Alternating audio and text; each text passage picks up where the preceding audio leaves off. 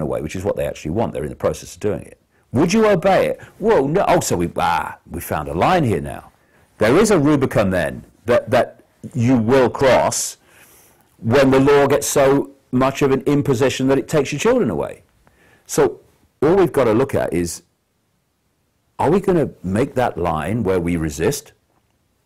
No more! At the point where, knock on the door, I want your children, please, got the van? Or are we going to move it here?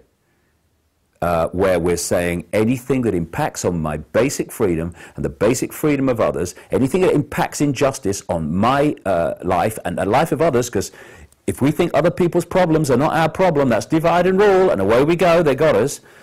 If we move that here and say no more, then the whole dynamic starts to change. Because what they're doing all over the world, not least in Britain, is they're quite demonstrably introducing more and more outrageous laws right across society down into the fine detail of our lives, whether it's where we put our rubbish bins out and when and all the rest of it. And if they don't meet resistance, then they say, no resistance, okay, even more silly, even more imposition, even more fine detail of your life. No resistance, even more. So, ladies and gentlemen, we have got to start very soon, like how about yesterday, putting a line, collectively coming together, where we put aside these fault lines, manufactured, divide and rule fault lines of religion and race and income bracket and country and breeding, all this shite, and we come together and unite under what we are all fundamentally affected by, and that's the destruction of human freedom.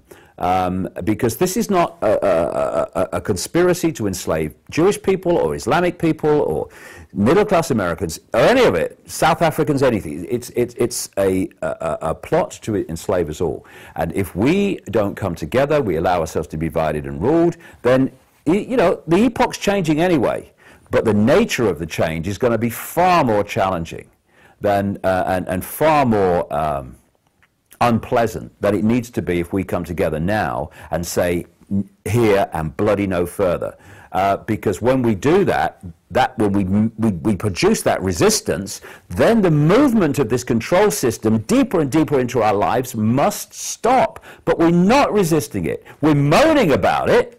Some people are resisting it, but they're moaning about it. Oh, big brother, oh my goodness me, what's the country coming to? What's on telly on it? And that's it.